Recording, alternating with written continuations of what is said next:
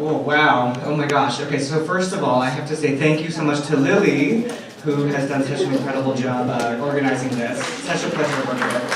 And I also wanted to give Paul Lee another round of applause. He's so humble. Did you notice at the end of his talk, we didn't actually applaud him, we applauded the last questioner. So I thought that talk, you said, yeah.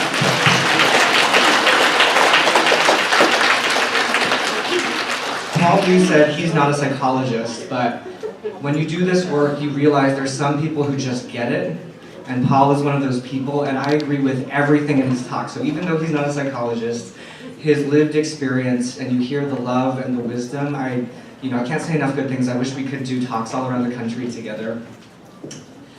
So I just want to get to know this audience. First of all, I want to say that I grew up with a tiger mom, and that's why I have that resume, but I also didn't get into Harvard, and I actually used to really resent Harvard, so I really don't like the fact that, I understand how the world works, and so that's part of the reason I actually stay at Harvard Medical Schools, because I know it'll open doors sometimes to events like this. But really, that's not our message. So the reason you're listening to me is not because Julia and I are at Harvard. That's the end result. But I got into Yale, and my mom said, "Why not Harvard?" That Stephen Chang down the street got into Harvard. He's not smarter than you. I think she thought she was being supportive, but it really hurt me, actually. So talk about how these little things parents can say I will never forget that. Okay, so just to get to know this room, raise your hand if you're a parent. Who's the parents? Wow, okay, most of you. Any students or children in the room? Good for you for coming. Thanks for being here. Okay. They were like maybe under 10. And then how about teachers? I heard there was a teacher in the back. Any educators in the room? Great. And anyone working in mental health? Fantastic. Okay, good. Thanks so much. So today I have a very difficult task, which is to follow Paul Lee. And in thinking about what I was going to say, I realized, number one, I want to underscore what Paul said, which is, you guys are already doing the right thing by being here. You're demonstrating your love. So sometimes it feels like when you hear a talk, especially from someone like me, who's second generation, I'm like the children of you guys, my parents were immigrants, it feels like we're blaming you or telling you you're doing everything wrong, and that's not the message. We're trying to help you to be even better, okay? So just a little bit about my background. As mentioned, I am a psychiatrist. So I went to medical school and then did a residency and finished in 2013. And I, because of a variety of reasons, decided to dedicate my life to mental health and fighting stigma of mental illness. And so in my current job, I do about 2 days a week of full-time clinical practice, mostly seeing Asian American clients, so young adults with mood and anxiety disorders. I also do some teaching of medical students, and I do research, and my research focuses on stigma and how to get people who don't believe in mental health to come seek mental health care. Also, in my spare time, 2 years ago, I helped to co-found a center, which I'll tell you more about later. It's called the MGH Center for Cross-Cultural Student Emotional Wellness. It's a very long name, I know. We're hoping we'll have a donor come along and then we'll just name it after that person, so it'll be quicker. But basically what we do is we try to take this information out, just like we're doing here, and give talks all around the country to parents, to community groups, also to clinicians and to educators. And finally, as I mentioned, I'm the child of Taiwanese immigrants. My parents moved here in 1973, and they've heard me give this talk, and it's actually very sad because my mom will always end up in tears at the end, and she'll say, "We did the best job we knew how to do." She feels guilty about it, and I tell her, "That's okay. You still part of what this is that you raised me, and now we're like sharing our experience with other people." That's part of why I admire people like Paul Lee so much, because I admire that more. Instead of the shiny perfect, right? You show the mistakes and the guilt and really being thoughtful about what happened and trying to help other families rather than just hiding. Okay, so while we're listening to my talk, I'd like you to think about these 3 questions. So for the parents, what's one area where you have conflict with your child? And for the children, where's one area where you have conflict with your parents? Another topic that we're definitely going to cover heavily is, what is the definition of success? Well, how would you define it for yourself and then for your child and vice versa? And how do you think that either your child or your parent would define success? All right. So I'm going to give you a case from my current practice. Linda is a 21-year-old. She's a senior. She's Chinese American at a very prestigious Boston area university. She was at the top of her high school class, but then when she got to college, she found that she was kind of she was still a big fish, but in a much bigger pond, right? So there was tons of competition and comparison, and she felt like she wasn't as good as she thought she was. And she was struggling to figure out what to major in. Oops, sorry, this is not moving.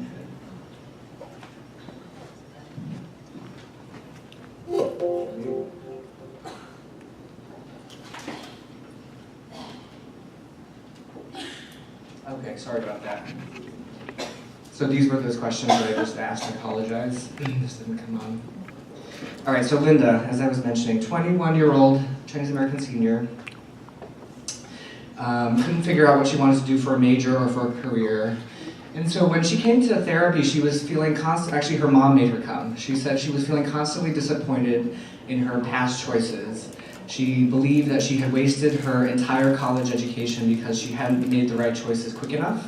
So she said, all my friends are applying to consulting jobs and finance jobs, and I just didn't get the right major, and my GPA is only a 3.5, so no one wants to hire me. She felt very lost, and she was always comparing herself negatively. Also, she was spending all of her free time surfing these websites that I didn't even realize they existed. There were like these websites where people who are going into investment banking like trade secrets or tips. So they say, oh, if you want to work for so-and-so firm, you need to have this GPA and talk to this person. It was really stressing her out. And one day during session, she said, life was easier when there were just these hoops you had to jump through. And so I thought it was a very poignant case, actually a very sad case, because she actually has a set of circumstances and resume that people would die to have. They would love to have a 3.5 at MIT, right? But in her own mind, it's never good enough, and so she's actually preventing herself from moving forward. Actually, and have anyone heard of the book Excellent Sheep by Bill Deresiewicz? So it's a book by a Columbia professor talking about how there's a lot of American students now who are very good at getting the trophies and the A's, but they have no idea why they're doing it. And so that's, they're sheep, they're excellent, but they're still sheep, they're lost. And so this is by no means only a Chinese phenomenon, right? But maybe sometimes we emphasize these things in our kids. All right, so now there's a very famous woman, the Tiger Mom, Amy Chua, and she said, all decent parents want to do what's best for their children. The Chinese just have a totally different idea of how to do that. So I usually don't agree with Amy Chua's parenting skills, but I think in her own book she talks about her journey and how she learned that wasn't always the best way to raise kids. So when we think about success in America, what do we think about? We think about a lot of different things, right? You could start a tech company, you could have a talk show, you can be a celebrity, you can be a journalist, you can be even an Asian American basketball player or novelist. There's a wide range of what is successful. And sometimes it feels like for Asian Americans, the path is a little more straight or linear. So you take this lovely baby, and next you have to learn piano, and then you have to win the Intel science competition, and then you go to Harvard, and then you become a doctor. I mean, this is only, I'm speaking out of personal experience, but maybe in your family it's a different path. But it does feel a little like there's only one way, right? And it feels very constraining. Okay, so let's think about success cross-culturally. Actually, Amy Chua is right. The Tiger Mom was right. All parents want what's best for their kids. And usually that involves some combination of getting an education, having some sort of security, both financially and physically, having good relationships, right? And being healthy and wealthy. But I would just argue that culturally there's a little bit of different emphasis on how to get there. So for some Asian parents, there's much more emphasis on qualities like stability, so having a stable job, that's more important than a flashy job. Obedience, doing what your parents say, and then impressiveness, face, right? If you do something that's more prestigious, then I can tell other people, and that proves that we did a good job raising you. And in the West, we hear a little bit of a different narrative. Follow your dreams, be independent, and make a difference in the world. And I'm actually not trying to argue that either one is better or worse. I actually, just like Paul said, both sides can learn from each other. I think either one, if you do too extreme, it's going to be a problem. But just point this out. Okay, so what does the Tiger Mom say about how to get success? Make sure you come in first so that you have something to be humble about. An A- is a bad grade.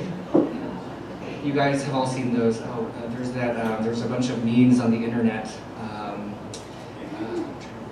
Oh, why stung by a B? Why not stung by an A? That sort of thing. So that's the kids' view of what the parents tell them. And then the only activities your children should be permitted to do are those in which they can eventually win a medal. And that medal must be gold. So obviously she's being a little bit, I think, extreme here for the sake of selling her book. But you hear these messages and they come from somewhere. All right, so now I'm going to argue that all of this success comes at a tremendous cost. And Paul and others have mentioned perfectionism and perfectionist thinking. This is actually something we see a lot as mental health clinicians. We refer to it as a cognitive distortion, which is basically a fancy way of saying an unhelpful thinking style. So a type of thinking that actually ends up hurting you. And it's sort of a classic demonstration of black or white thinking. And there have been studies showing that Asian American students who have perfectionistic thinking are more vulnerable to depression. And I think that this type of thinking, where it's either all or nothing, success or failure, is modeled by the kind of the parents' messages to the kids. Like, why not Harvard? Maybe she meant it in a supportive way, but the message that is sent is it has to be perfect or it's not good enough. And by the way, I'm not airing any dirty laundry. My mom has, as I mentioned, seen this stuff, and so I think she's happy that we're sharing these messages with you. So I'm going to give you another case from my own practice. Teresa is an 18-year-old Chinese-American daughter of immigrants. Once again, graduated top of her high school class, and then she's a perfectionist, so she would acknowledge that herself. And her parents are also perfectionists. She had anxiety, depression, and suicidal thoughts actually starting junior year, but because her family didn't really believe in mental health or illness, they didn't ever seek treatment. And I actually told the mom, did you know she's been suicidal for 2 years? And she said, yeah, but we just said, it's okay, don't worry, work hard. Once you get into your top school, you won't feel that way anymore. Right. So actually, sadly, her anxiety became so bad that summer before she started at this elite university that she actually had to withdraw. So she's currently on leave of absence from the school. And she said that I can't go there, it's too stressful, I don't want to go. A lot of her classmates from this elite high school were also going to the same university. She said, I just really don't want to go. But she said, if I don't go, I'm going to end up working at Burger King. So I don't know where she got Burger King from, but that was really, in her mind, the choice. Either, I can just say it, Harvard or Burger King. That was what she really thought. And actually, her anxiety and suicidal thoughts increased, and I ended up hospitalizing her at the beginning of the fall. But this is a very challenging case. I'm still very challenged by this case. So again, success at what cost? It was Liu Hong, right? I hope I get the name right. Thank you so much. Those statistics, perfect at the beginning. So really setting the stage for why we should care. I think a lot of Chinese parents think, not my kid, right? But when we look at these statistics, it is going to be someone's kid in this room. Suicide is the leading cause of death for young adults, and Asian Americans are more likely to have suicidal thoughts and attempts than their Caucasian or white counterparts, interestingly. And then as mentioned, Asian American women aged 15 to 24 actually have the second highest completed suicide rate of any other race or ethnicity in that age range. Does anyone know who the number one is? That's correct. Excellent. Someone has done their research. Native Americans, I'm sorry. Native Americans. So our young Asian women are second. And I want to highlight the excellent work of someone named Chris Hum. She's a Korean American researcher in Boston who's part of our center as well.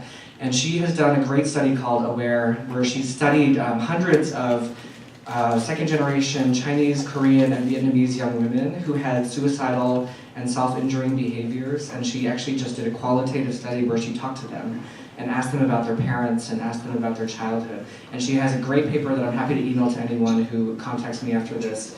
It's actually changed my practice, and she found certain characteristics of the parents and parenting style that contributed to these young women wanting to hurt themselves.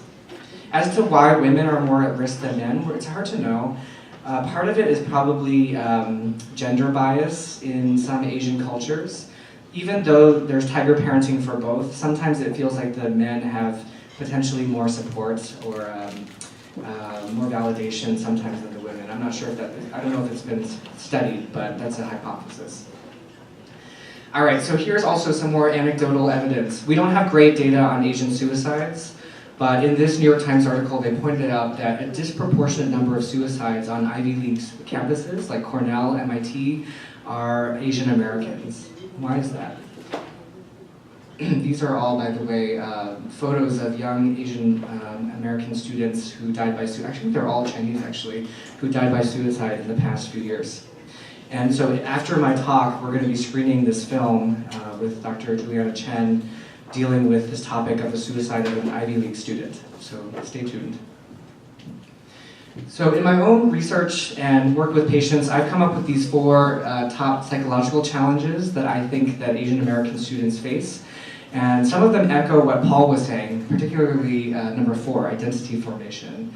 But also I think our Asian students have harder time separating from their parents, the issues of face and shame, and then the clash of cultures that Paul also talked about. I'm not going to go into detail here because of time, but I do have slides if we have extra time or if people have questions to go into depth. I can also send you an article about that. So one concept I want to introduce to you all is this thing called the Yerkes-Dodson curve. And it's a concept from psychology from actually the early 1900s. So these psychologists just empirically noticed that stress, not all stress is bad. You know, when you have too little stress, also people don't perform very well. And as stress increases, people have more performance, right? You need a little bit of stress in your life. You need expectations and ambitions and things you're trying to get to. But then, when the stress gets too high, that curve starts to come down. This is a common curve in biology. It's called an inverted U curve. And it shows that there's an optimal area for stress. So again, low stress leads to boredom and depression. High stress, though, could cause anxiety, burnout, and even suicide. This is a concept we're looking at a lot in medical schools because of physician burnout and suicide. So some of this work is adapted from a guy named Bruce McEwen at Rockefeller University in New York. He's a neuroscientist who studies hormones. And he has now, a century later, validated this early psychological concept using neuroscience and found that, again, not all stress is bad. There is such a thing as positive stress, and tolerable stress, and also toxic stress. And what he found was the main difference between these. Of course, if you have too much stress, it's going to overwhelm anyone. But for positive and tolerable stress, down here you see at the bottom, sense of mastery and control, and good self-esteem. So there's some things that protect you against stress. And what are those things? How do we develop those in our children? So let's talk a bit about confidence and self-esteem. What is it? Maybe one definition is a belief that we will be successful at achieving whatever it is we want to achieve. So, and there's an important correlation with motivation. So if you don't feel confident, you might not feel motivated to try to do something. And then it's also a positive predictor of performance, and it can help someone overcome anxiety. How do we develop confidence? Part of it is through past accomplishments, right? And part of that is actually the second to last thing, which is learning from failure. So not viewing failure as something wrong with you, but as an opportunity to fail forward, as they say in the business literature. You could also learn confidence by seeing other people be confident or successful. You can be persuaded. You can have support from your friends and family. You can have set and achieve goals. And this is very important from the education literature, the idea of intrinsic versus extrinsic motivation. So are you doing this thing because you want to do it, because you want to learn it, and you want to get good at it? Or are you doing it because you want to check off that box and just be able to say that you've done it? Very different motivation. So you might use the metaphor of building a house, right? When you first start, you might not be very good at it. But over time, as you continue working, your skills and your confidence develop. And then by the end, you could do it again. You might even teach others how to do it. Paul mentioned the Maslow's hierarchy of needs, and I think it's a very useful concept from psychology. This is the idea that in order to achieve higher levels, of a person's development, you need to start with very basic things. And so I think Chinese families are very good at the bottom level. You probably can't see it in the deck, but physiologic needs like food, water, warmth, we are good at in right? And always expressing love through food. So that's good. But then I think the tiger mom sort of thing jumps right from there to the fourth level, esteem needs. So that's things like prestige and feeling of accomplishment. So once you've eaten, then now you have to be prestigious and accomplish a lot of things. And we skipped 2 levels. We skipped safety needs, security and safety, and we skipped belongingness and love needs. As Paul was saying, we don't emphasize intimate relationships and friendships. We don't even model that in our own families, right? We don't. I saw a very sad statistic just last week that in Brookline, in Boston, they did a survey of high school students, and they found that the Asian students were the most likely to say they had no one to talk to about their struggles. That's very sad. That means that they're not talking to their parents and they feel isolated. So we need more research on this area. But anyway, so you can see how, for you as parents, one way to support the success of your kids would be to do a better job with these 2. The reason I'm saying security safety is not that your kids might feel physically unsafe, but if you give that message of, if you don't achieve this, I won't love you, or if you don't achieve this, maybe I'll withhold my affection, that's insecure, right? That's a very insecure attachment that you're giving your kid. All right, so how do we know if we're emotionally healthy? Well, in psychiatry and psychology, we have all sorts of clinical algorithms, but just to make it very simple for the general public, we created this acronym called the SWEET Life. And this was created by Dr. Lu Xiaolu, who's a mother of 2 and a Chinese immigrant herself, who's a psychiatrist that we work with. And it's called sleep, wake up feeling energized, eat healthy, exercise, and task engagement. And if you notice that any of these things are kind of slipping, or if you notice that slipping from one of your friends, then that might be a good time to wonder about their emotional health. And we like it just because it's easy, the sweet life. We all want to live the sweet life. By the way, there's a lot of neuroscience. I don't have time to discuss it, but there's a lot of stuff that would kind of support each of these elements. In particular, sleep. I think in modern high schools, people think the less sleep I get, the more successful I am because I'm so busy. But actually, we know from the science that sleep is very important for memory consolidation, for learning, for emotional health, and also to prevent mental illnesses like depression and bipolar disorder. So try to get sleep. All right, and I want to, again, take the parents' side of this. I think that for immigrant parents especially, your motivation is to survive in a new country, to get your visa status and immigration status, and then to provide opportunity for your children. Immigration is a huge risk. You could have just stayed at home, right, and had support of all your family, but you took that risk. And then the danger there is that the children become the major project. Just like Paul said, everything is about the kids. You forget about your spouse, you forget about your own needs, your own life, and I don't think that's fair for the kids. That's a heavy burden for the children to carry. The immigrants are relying on strategies and knowledge that worked for them. So they might think, okay, doctor, that's the best thing. But actually, we live in an age where Facebook is the best, or Uber or Twitter or these other things. Your kids are learning a different model of success than what you know.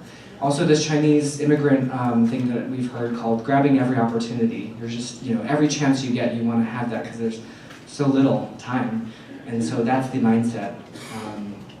And I think as part of that, there's some anxiety built in, right? Like if it's grabbing every opportunity, what if I miss one? That will be a disaster. So you might transmit that anxiety to your kids. And we want to encourage you not to do that. And finally, to put in a plug for communication. I think communication is so important. Parents usually have good intentions, but as I just said, what the children are dealing with might be very different than what you think. And the only way to know is to ask and to have your kids feel safe to tell you. So a lot of my Asian American clients, patients, their experience is that they tell their parents something, the parents don't listen, they're invalidating, and then the children get frustrated and isolated and resentful, and then they won't, as Paul said, they won't tell you next day. And then both sides actually end up feeling misunderstood and alone. The parents also feel very lonely. So what can we do about that? Well, our center also created another less catchy acronym called AIDET. And I think it's acknowledgement, introduction, duration, emotional exchange, and thank you for sharing. But the most important one, I think, is the A. So if you just remember one thing, it's the first part, acknowledgement.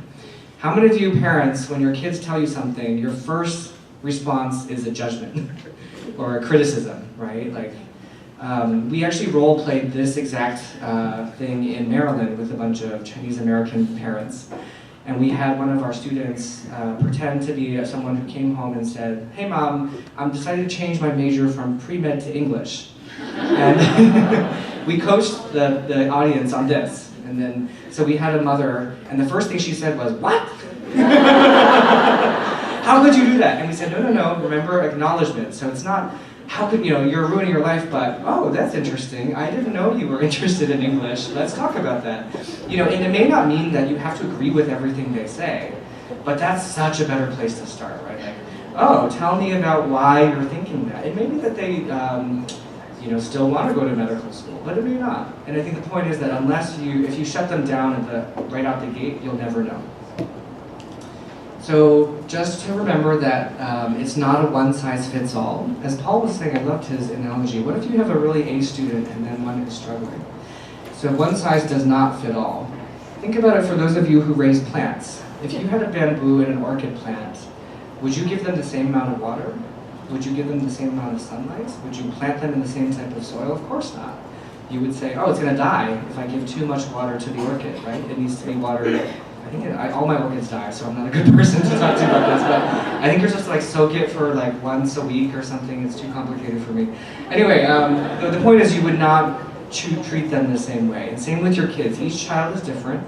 And so if you start to get to know your kids and work with their individual strengths and weaknesses and their hurts and their dreams, you will be more successful. So now just a few minutes about my center, and then we can have some time for questions. We are the MGH Center for Cross-Cultural Student Emotional Wellness, and our tagline is because success is as diverse as we are.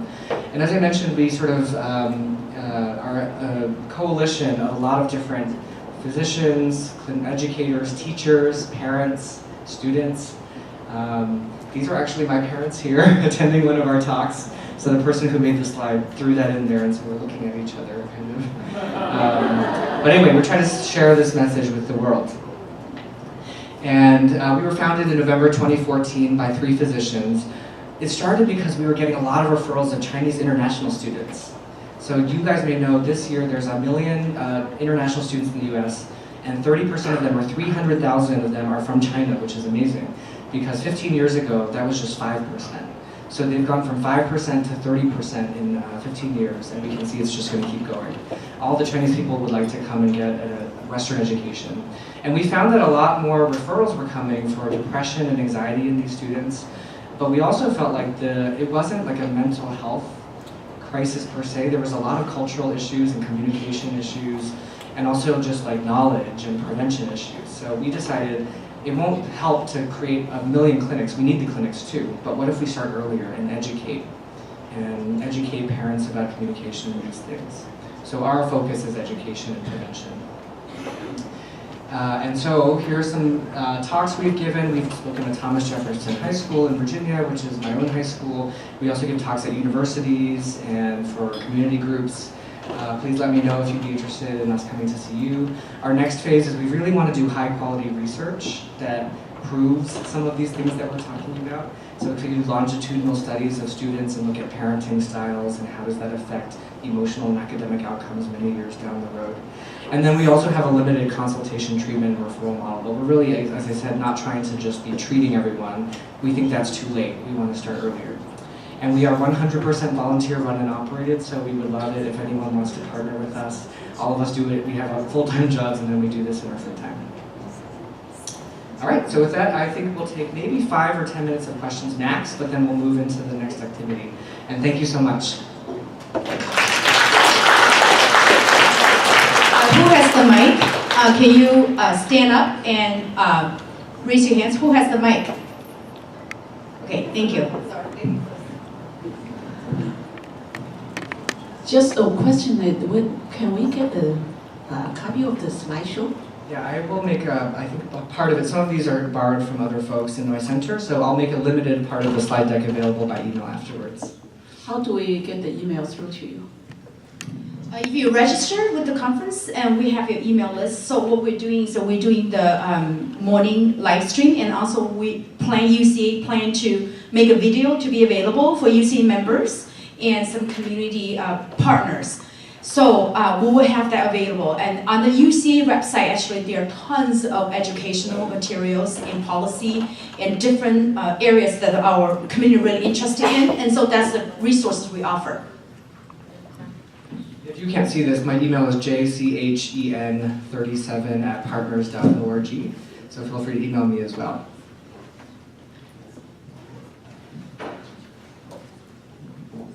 Hi, I guess I just have a comment, somewhat tangential to this talk, related to this idea of success.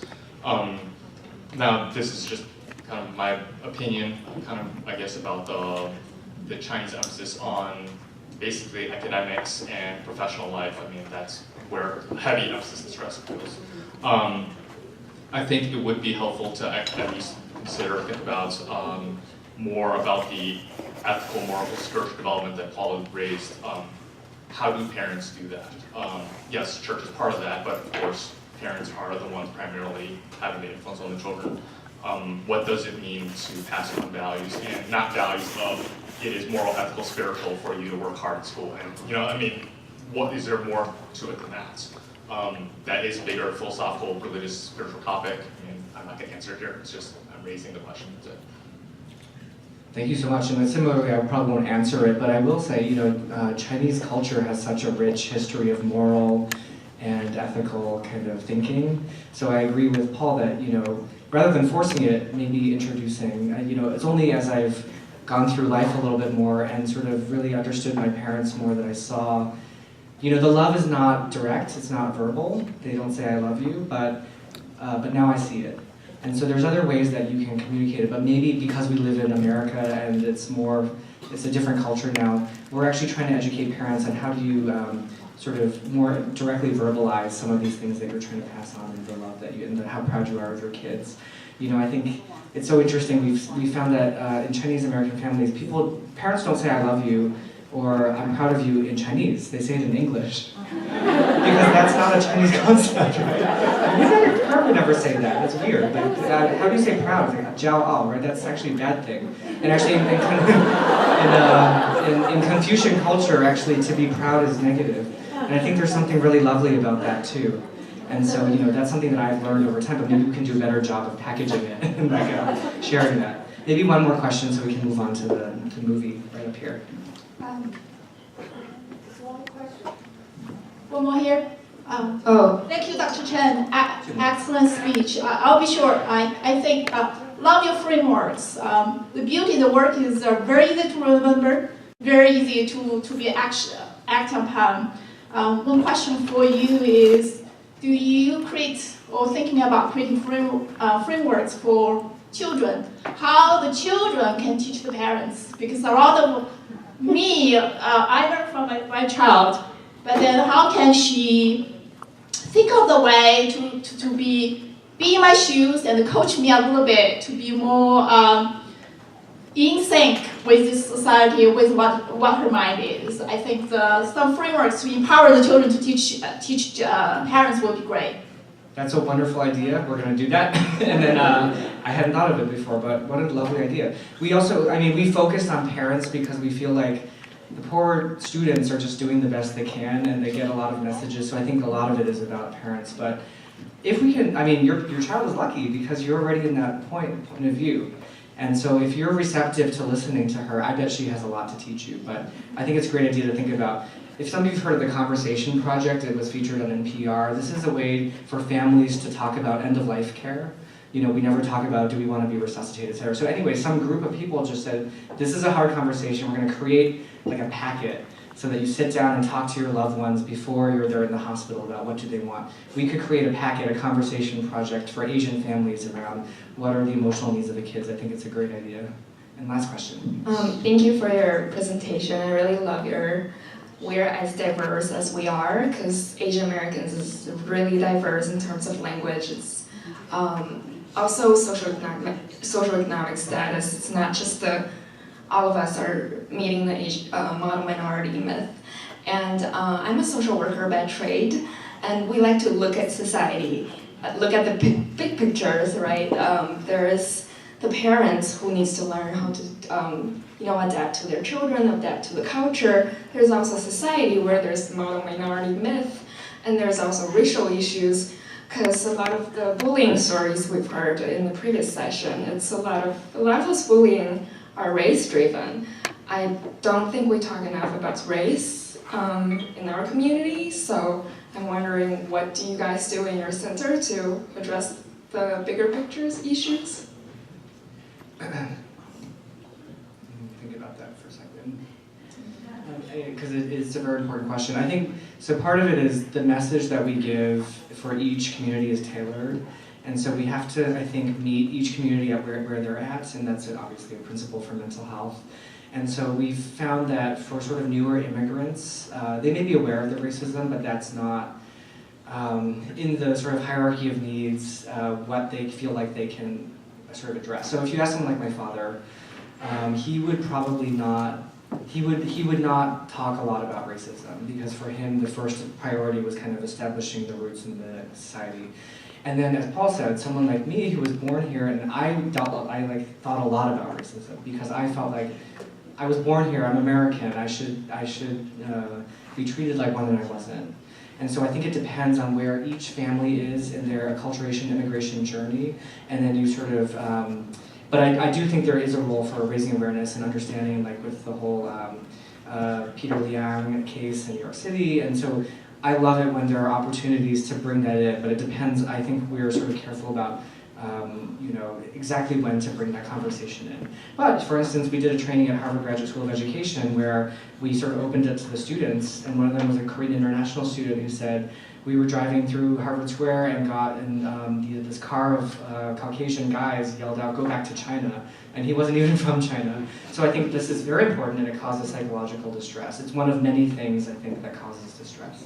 So it's important, and there's all these other things too. How do you fit it all in, I think, is our challenge. But thanks for the comment. And maybe we can talk more about it during the Q&A, if other folks experienced it. So why don't, this will be the last one then, so we can move to the next part. Thank you for coming. And I just had one question. I was working with a 15-year-old Chinese student, and her parents are overseas. She's here. And she expressed to me, I really like the idea of understanding what the children's emotional needs are. She expressed to me that she knew what she was supposed to do in China, but she's here and she doesn't understand what she's supposed to do. So I think what I was exploring with her was trying to understand where she is and her family is in the immigration process, and discovering that pathway to success with a child depending on where their family is to help her. So, thank you. Thank you. This is an international student or an Asian American student? International student, but she's here in the United States. Right. So we're actually working on developing, for this very reason, a series of orientations for high schools. We're finding there's a lot of Chinese families who are sending their kids earlier, right, to high school, and then so they can apply as an American, like, to university. But the same issues exist. The school systems are completely different, the expectations. So we're gonna work on creating a series of webinars that we can sort of partner with different. We just gave a talk at St. John's Prep in Danvers, and they were very interested in how do we educate, again, the families, the parents, the students, and the host families about differences in cultural expectations and help them succeed. So thank you for the questions. We're going to have more Q&A after the movie, so hold those thoughts.